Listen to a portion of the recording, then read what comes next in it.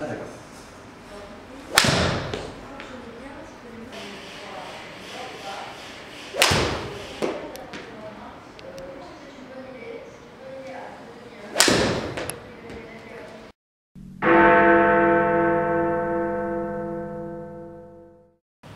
Mon cher Quentin, Mon cher Franck, donc devant nous aujourd'hui cette série de fer King Cobra F8. Alors j'allais dire les nouveaux, non ce ne sont Non. pas les nouveaux, ce sont les futurs. ce sont les futurs. Alors Ils ne explique-nous un sortent peu qu'en ça. février 2018, mi-février 2018.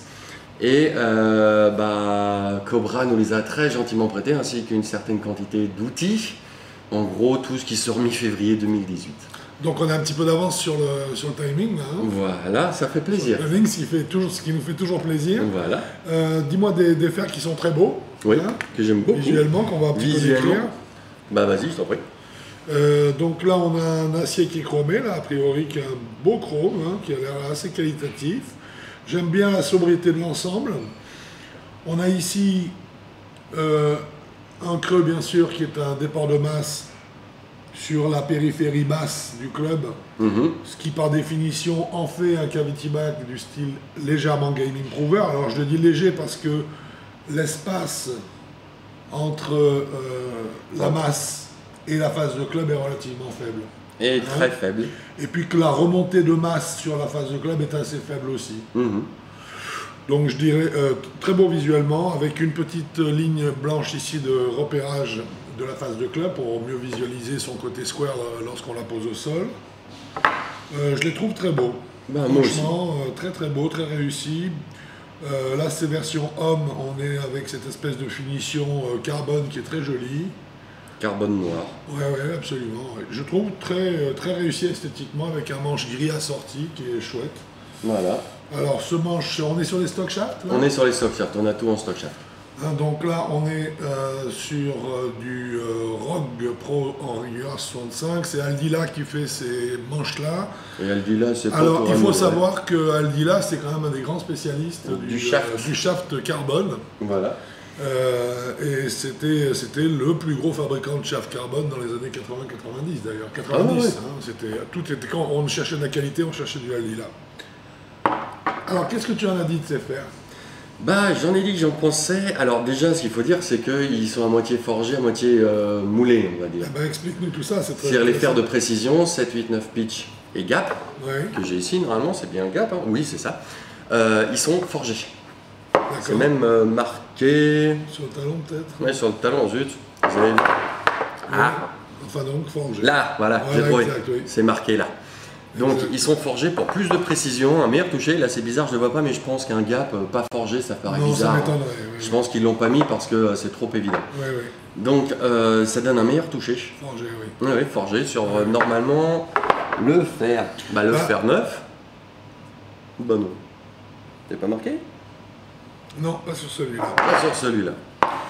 Mais il est bien sur le fer que tu vas montrer. Oui, oui, sur le alors, fer, forgé, ça veut dire que l'acier est un acier relativement souple, Oui. donc il donne plus de sensations et d'effets, hein, de feedback, mais d'effets également à la balle. Donc ils ont utilisé principalement sur les fers courts. Long, je me suis trompé.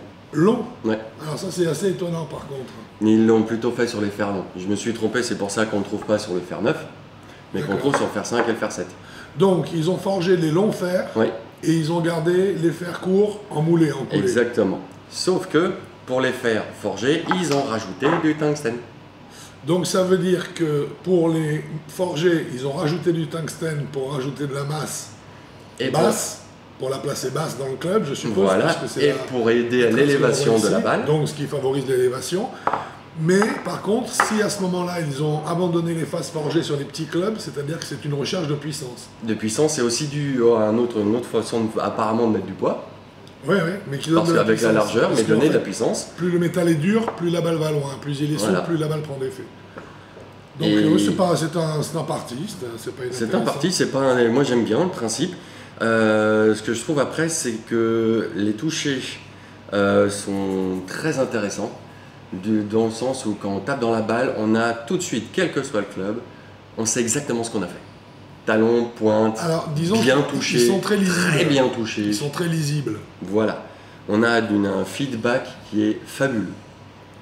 Par contre, un petit défaut avec ce gros avantage, c'est que quand on la touche mal, surtout avec les fers comme fer 5 et même fer 7, c'est pas qu'on le sent passer, mais ça pique un peu les doigts. On sent vraiment cette dureté et ce pointu dans le toucher. Je te donnerai mon point de vue tout à l'heure également. Pour toi, ce sont des clubs qui concernent quel type de joueurs, ces F8? Alors pour moi, déjà, c'est les joueurs qui veulent progresser. Parce qu'il y a tellement d'informations qu'on reçoit par ces clubs. Ce qui est génial, hein, il n'y a pas beaucoup de clubs qui donnent autant d'infos. Donc pour moi, c'est des joueurs qui cherchent à progresser. Donc je dirais, comme ils ne sont pas trop difficiles à jouer, je dirais 36 en pleine progression. Oui. C'est jeune 36, jeune golfeur 36. Oui. C'est pas du golfeur 36 à 60 ans. Disons qui a été 25 au mieux et qui maintenant est 36. Voilà, ça non, ça c'est pas possible. Chez Cobra, ils ont d'autres séries pour ce genre de public. Là, c'est vraiment, dans le plus haut cas pour moi, c'est 36. En pleine progression, trentenaire, quarantenaire, mais vraiment en plein dans le rush du golf. Oui. Et je pousserais jusqu'à 10-12. Oui, c'est ça. Assez facilement parce que surtout à cause du feedback. Oui. Alors, je vais te donner mon point de vue. Feedback, je suis totalement d'accord avec toi. Je trouve qu'il y a un rendu de sensation de trajectoire qui est formidable. Ça reste un club très exigeant parce qu'on va voir tout à l'heure, en parlant notamment en termes de smash factor, que c'est un club qui demande une précision dans la qualité du contact, je trouve. Oui. Si on cherche du rendement, en tout cas, si on veut du rendement, c'est obligé. Donc ça ne peut pas s'adresser à quelqu'un qui a des contacts relativement aléatoires, pas possible. Non. Et ensuite, par contre, je trouve qu'on perd un petit peu, qu'on a un manque de performance. Dès qu'on va toucher les index, ils ressentiront un manque de performance, à mon avis, dès qu'on va arriver aux index à un chiffre? Non, 12 même. Même 12? 12 pour moi, ça devient limite. Il faut peut-être passer à autre chose. Mais de 36 à 12, à mon avis, c'est la bonne gamme. Tu avais dit combien, toi? Moi, j'avais dit 10-12 aussi. C'est ça, hein? Ouais, mais 12, non, mais ils sont quand même pas mal. Après, alors, ce sont de bons clubs, hein? C'est de bons clubs parce que ce sont des clubs exigeants. Ce sont des clubs très exigeants. Je dirais que ce sont des clubs, tu sais comment j'ai envie de les qualifier? J'ai envie de dire que ce sont des clubs sportifs. Oui, aussi. Sportif parce qu'en fait, c'est un très bon club qui est très sain, très bien équilibré. Moi, je l'ai ressenti comme ça. Ils sont très bien. La série est parfaitement honnête. Le poids global du club est très bon. Mais par contre, effectivement, ils sont exigeants en termes de contact. Alors, c'est justement là qu'on va sortir les Smash Factor. Alors, comme d'habitude, on en sort un. Le meilleur, il était à 1,38. Ce qui est énorme. Ce qui est beaucoup, puisqu'en fait, avec quoi comme fer? Avec un fer 7. Fer 7. Fer 7. Donc c'est pas mal, au lieu de 1,35, on va dire. Fer 7 ou fer 8. Regarde ça. Il me semble que... C'était fer 7. Fer 7. Voilà, fer 7. On était à 1,30. 1,38. 1,38, c'est beaucoup. C'est beaucoup, parce que, mais on l'a sorti qu'une seule fois. Hein. Ensuite, quand on l'a touché mal, tout de suite, le smash factor descendait assez fort. On a eu du mal pas à le faire monter. Dès qu'on l'a touché bien, il était tout de suite aux environs des 1,30, 1,32. Très facilement. Très facilement, mais pas plus. Sauf cette fois-là, où elle a été touchée. Voilà. Alors je pense qu'elle a été touchée au micro-poil parfait. Voilà. Par contre, dès qu'on la descend un petit peu, là, la sanction est là. On a un effondrement du smash factor immédiat. Mais, il n'empêche que les distances n'étaient pas mauvaises. C'était ça que je trouvais assez frappant. On a même précisé, j'ai précisé, très performant. Oui. C'est-à-dire que donc la puissance du club n'est vraiment pas à mettre en question. Non. Moi je trouve que son seul défaut, et on le retrouve sur cette difficulté à faire monter le smash factor, c'est ce qu'on vient d'évoquer. C'est-à-dire qu'en fait le toucher de balle doit être parfait pour que le club vous donne ce qu'il a dans le ventre. Même quand on la touche mal, on a une distance standard. On a une bonne distance, mais les sensations deviennent très désagréables. Ah oui, ça je veux bien.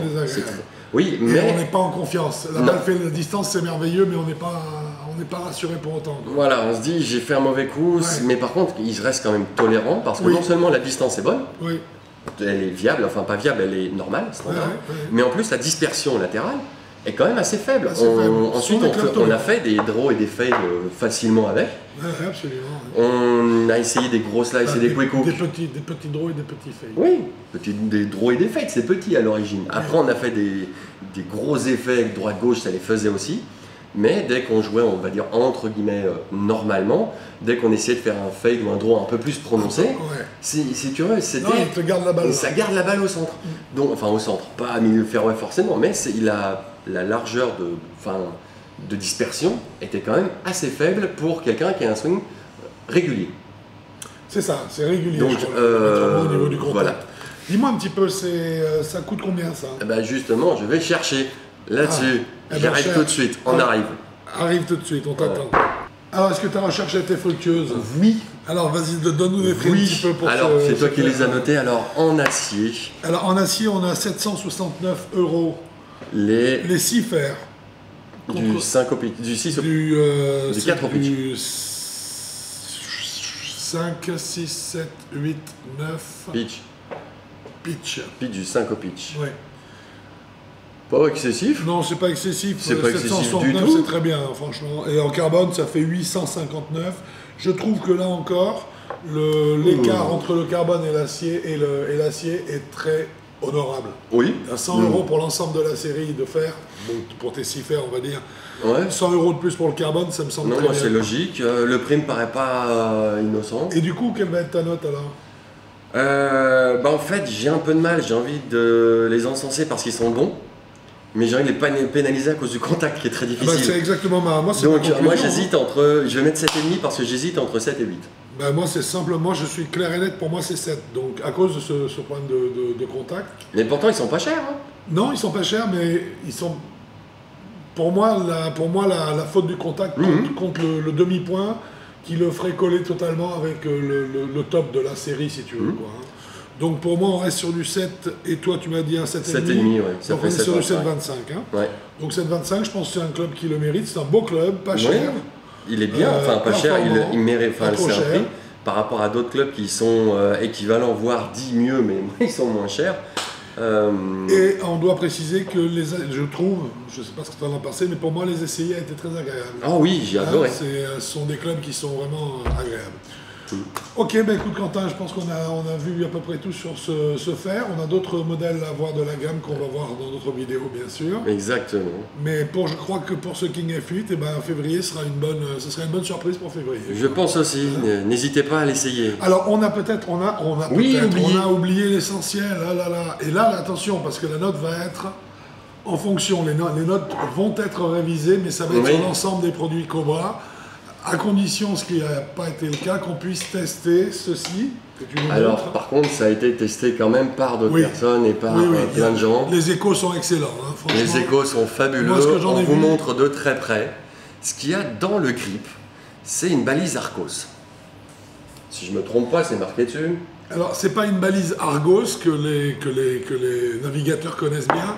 C'est une balise Arcos. Voilà, avec un C. Avec 2 C. 2 C, pardon. Qui est une marque donc, spécialisée dans tout ce qui est connecté en fait au niveau de la canne et qui va nous permettre de participer au big data. Donc pour faire simple, parce que là on va faire rapide, si vous voulez savoir exactement ce que c'est, tous les détails, allez sur le site de Cobra, ils vous en font une pub fabuleuse. Absolument. Pour faire simple, c'est ce que je vous ai montré, ce petit truc là, c'est là-dedans il y a une puce qui détermine quel club vous utilisez, qui sait quand vous tapez grâce à la fois au mouvement et au son, parce qu'il ne faut pas confondre avec les coups d'essai, qui sait quand le club est retourné, donc c'est quel numéro de club, et comme c'est lié avec une application sur le téléphone, il sait sur quel parcours vous êtes, quelle distance vous sépare de l'entrée de green, etc. Bref, toutes les données dans tous les sens. Vous utilisez un club, il garde les données, et au bout d'un certain nombre de parcours, je pense que c'est 4 ou 5. Oui, ça va assez vite. Oui. Ça va assez vite quand même. C'est derrière l'application, vous allez sur un parcours, vous allumez le téléphone, vous mettez l'application en marche, et automatiquement, il vous dit, vous êtes à telle distance, utilisez tel outil, tel club, vous avez tant de pourcentage de mettre la balle sur le green. Ça, je l'ai vu, ça c'est impressionnant. Il te dit faire 5 recommandés, vous avez 54% de chance de toucher le green avec votre fer 5. Alors, pour nos plus fidèles qui lisent tout ce qu'il y a écrit sur le site, il y a un article qui était réservé sur le sujet, qui a été fait sur le sujet, dans les actualités, qui décrit un petit peu le phénomène, le système Arcos, donc qui est intégré à toutes les séries de chez Cobra pour 2018. Je tiens à préciser ce qui est fondamental. à savoir pour tous les joueurs, et ça va évidemment doper la note vers le haut, Oui. c'est que en fait, l'USGA a accepté d'homologuer le système Arcos en compétition. Donc ce qui veut dire que pour la première fois, l'électronique intégrée à des clubs est autorisée. Est en train de rentrer. Voilà, c'est la première fois que St Andrews et l'USGA l'acceptent. Il est évident que si ce système Arcos fonctionne sur ces clubs, l'intérêt d'avoir un tel conseil sur le parcours en termes de distance fait que l'ensemble des clubs de la gamme Cobra pour 2018, si c'est efficace, devra remonter pour moi, à mon avis, d'un point. Oui, au moins un point. Et surtout que si mes souvenirs sont bons, là c'est encore, j'ai une très mauvaise mémoire des chiffres, pour mettre cette balise Arcos sur 7 clubs que tu as déjà, je crois que ça coûte dans les 250 euros. C'est ça. Donc dans le prix là des 769 euros acier et 859 graphite, il y a plus de 250 euros alors, oui, absolument. de matériel Arcos. Voilà. Donc ça veut dire que franchement, Avigol va suivre au plus près à la rentrée. Non mais c'est vrai, la façon à laquelle ça fonctionne, et si ça fonctionne, si c'est le cas, vous rajoutez un point à ces clubs, ce qui veut dire qu'ici de 7,25 par exemple, on passe à 8,25, parce que c'est vraiment un plus, ça c'est le genre de chose qui vaut vraiment un point de note supplémentaire. Exactement. Je crois que là on a fini. Là on a fini. Oui. Merci à vous, Quentin, merci à toi. Je t'en prie Franck, à bientôt. Et bon golf. Bonne partie, au revoir.